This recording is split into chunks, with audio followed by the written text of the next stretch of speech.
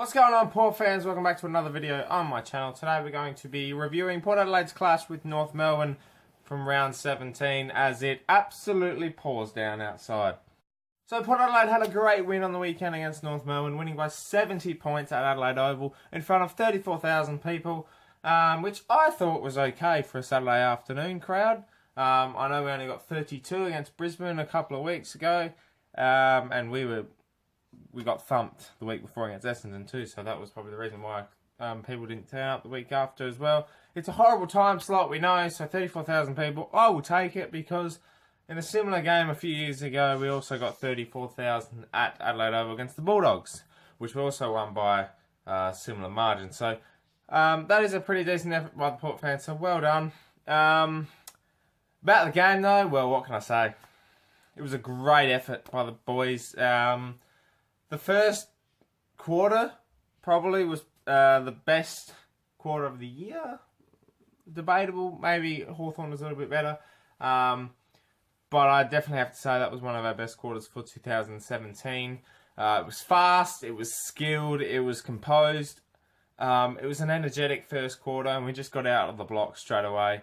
The likes of Sammy Gray, Chad Wingard, the Hoff, Hamish Hartlett, Ollie Wines, Spoke. The whole midfield group pretty much just got into the game straight away. Paddy Ryder was awesome again in the ruck, so he did fantastically against Gold's team. So it was, for a result as such, 70 points. I wasn't expecting that much, to be honest. North Melbourne have been in a few games this year. 5 or 6 games they've lost by under 6 points, I think that is. So it's a pretty good effort by our boys especially. Yeah, they were injury depleted and stuff like that. They weren't really getting much, on the ground with their players. But still, it was a great effort by Port, and it was a little more than I expected, as I said. So I was expecting around 40, 50 points.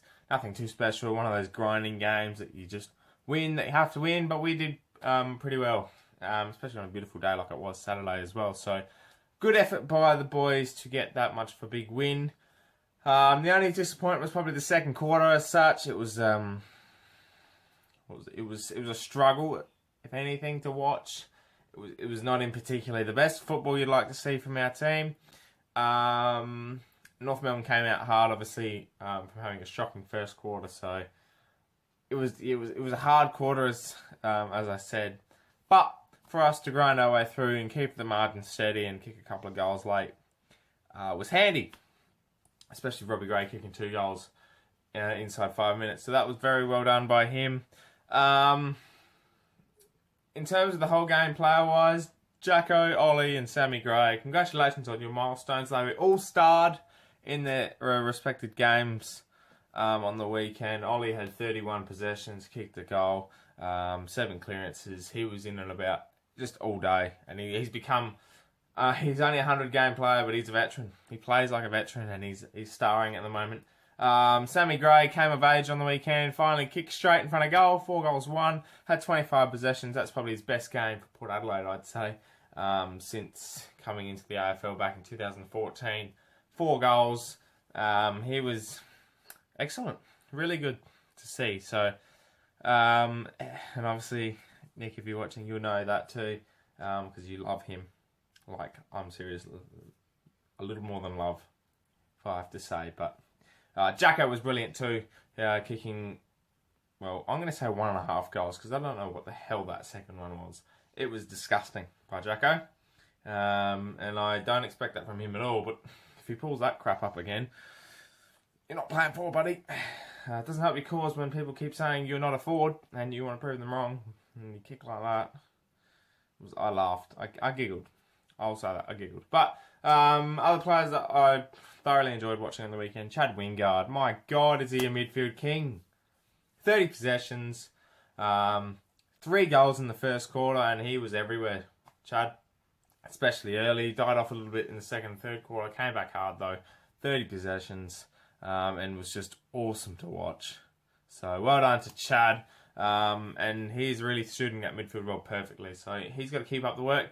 And overall, the game was just a dominant display. We had 55 to 39 inside 50s, 71% in efficiency inside 50 compared to 49, which is brilliant.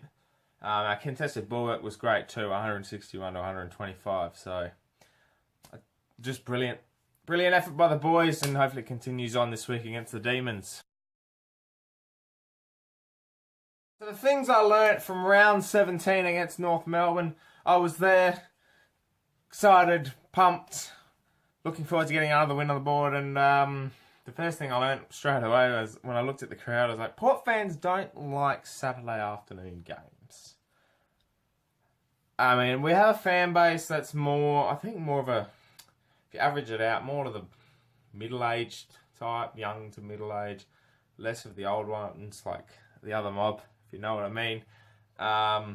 So I can understand, you know, you've got footy commitments, people work, retail like myself.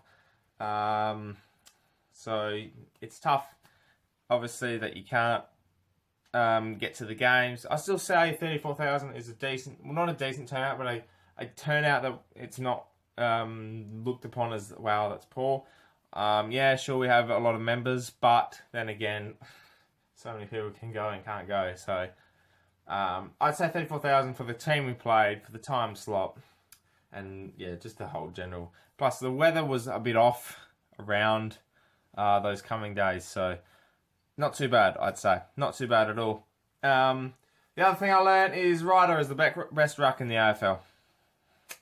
Argue with me, go on. Do all you like. But that bloke has changed this team. He's made our midfield so dominant when it comes to groundwork, when it comes to clearances, when it comes to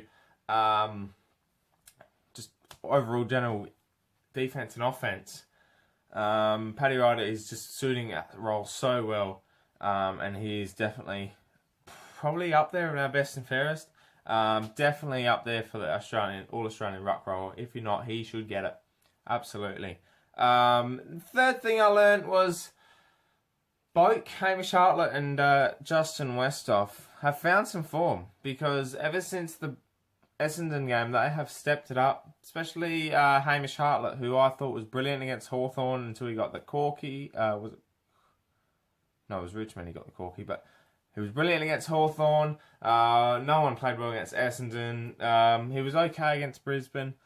Richmond, Collingwood, he was great. Hamish Hartlett's been great. Westhoff has just been racking possessions up on the wing, so he's starting to fill that role. He's been playing so well, and Boak has just been the leader he's been as of late, and really gelling together with his new role. Though I think it's more of a wing role now, so keep it up, Boak. He's doing well, and they definitely need to continue on that form as we progress towards finals. The fourth thing I learned, I don't usually learn much from games, but I've added 5 here. So the fourth thing I learned is Pittard is lost. He was okay on the weekend, but there's something bothering that bloke, and I'm not liking it. And if he keeps the way he's going, he might have impressed the team he's going to on the weekend in North Melbourne. Might have bumped up the price a little bit, but I don't want Jasper to go in a sense. But then again, if he keeps playing like that, you won't be in the team for long, mate. So you've got to find your 2016 best form, because at the moment you are below par and below the likes of Houston, DBJ, whoever else plays. Even Hamish Hartlett's playing better than you at the moment. So what are you going to do, Jasper? Figure it out, mate. The next thing I learned is Jackson trying to go from kick. That's it. That's what I learned. He can kick straight. I say that as a joke because, as I said before, what was that? I don't want to even talk about it. I don't even know what Jackson was thinking himself. Alright, moving on to the votes for round 17. So, as per normal, I usually do 5 votes for the wins, 3 votes for the losses. In the I don't know what to call this award, that if it's going to be an award or just votes in general, but I'll figure it out at the end of the year. But 1 vote goes to Hamish Hartlett. He was great in the first half on the weekend. His kicking was on point. He kicked a great goal from outside 50. He was just everywhere early, and he was really setting himself. And I think he was just his groundwork and his attack on the ball was like the Hamish Hartlett of old. And that's what he needs to keep doing for the rest of the year, because he's finding form. And when he finds form, he is so prolific. He attacks the ball, he pinpoints his passes, and he just sets up the play so well, and he's had too many times throughout the year where he's just gone missing. So if he sticks to his form at the moment, he will solidify his spot in the side. He already has, but he just keeps going on and on and on, which is fantastic. 2 votes goes to Paddy Ryder, the best ruckman in the AFL, as I said. Another 37 hit-outs. It's just great again. A little bit sore with an ankle injury at the end of the game, but I'm pretty sure he'll be fine against Melbourne on the weekend coming up. 3 votes goes to Ollie Wines. Just the ball magnet himself, 31 possessions and a goal, 7 clearances, was just prolific. Again, he was just attacking of the ball, he was running around, it was great to see. The future captain was definitely one of the best on the weekend. 4 votes goes to Sammy Gray. The bloke in his 50th game was sensational. 4 goals, 2 goals early. He had 25 possessions, he was just attacking the ball, his pressure in the forward half was brilliant. And he was marking the ball ever so cleanly. And his kicking straight was even better because 4 goals won is damn good from Sammy's point of view. So if he keeps it up, he's definitely going to stay on the side. He's already been great this year, I think. He's been light in patches, but that can be an excuse for every player. So keep it up, Sammy Gray. 5 votes goes to the magician, Chad Wingard. 30 possessions, 3 goals in the first quarter. He was everywhere and our best on ground by far. He is the new midfield king for Port Adelaide, and he would get the 3 votes in the Brownlow on the weekend, that's for sure. So, Chad Wingard is 5 votes and best on ground against North Melbourne. Well, Port fans, that's another review done and dusted. Thank God for that, because I'm sick and I need a Panadol because I've got a headache. So, anyway, that doesn't matter to me. It doesn't matter to you either. But the main thing is Port Adelaide play Melbourne this weekend at the MCG. We have a good record at the MCG as of late, so we just need to take our form there, keep up the good work and make sure our players stick to what we know and beat the Demons at the MCG and continue to solidify our top 4 proposition towards the end of the year. So, once again, thank you very much for watching. Catch me on the Portraits Podcast at 8 PM Wednesdays at SA time. Give us a listen. We'll wrap up last week. Preview this week as normal and have a bit of fun on the way as well. So, my name's Anthony and obviously, go the power!